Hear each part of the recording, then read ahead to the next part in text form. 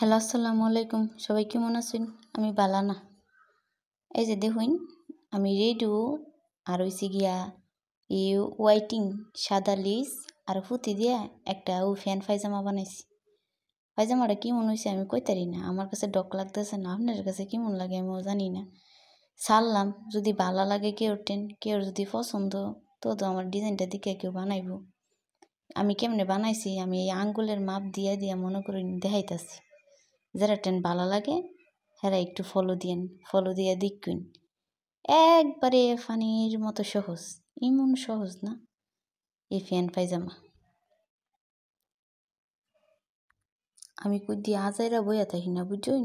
আমি যখন কামলা মানু আজাইরা বইয়া থাকতে আমার উঠতেও ভাল লাগে না।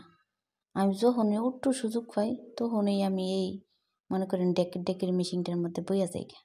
বইয়া মনে করেন যেমনি মন চা আন্তাজি একটা কিছু মাথার মধ্যে আইলি মনে করেন আমি বানানি শুরু করি। আপনার ডো হোক আর বেডও হোক, মনটা মনে করেন হুদা ফেরাতে কুমালা একটা কাটাকাটি করুন, বুঝছেন? রাইন্দা বাইরে কোনো কাম নাই, হুদা ওই কাটাকাটি করি।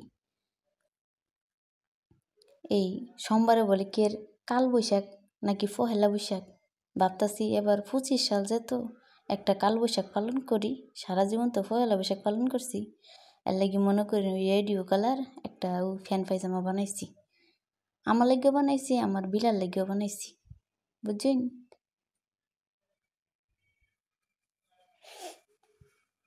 এত কষ্ট লাগে সিলাইতে, একটু ডিজাইন করলে মানুষেরে দিহি কত ডিজাইন করে পিনতে হারে কেমনে বানা এই ডিজাইন আমার মাথা ধরে না। আমি ইহান বানাইছি মনে করেন আমার মাথা ডাইরেক্ট গরম সরম হয়ে গেছে গা।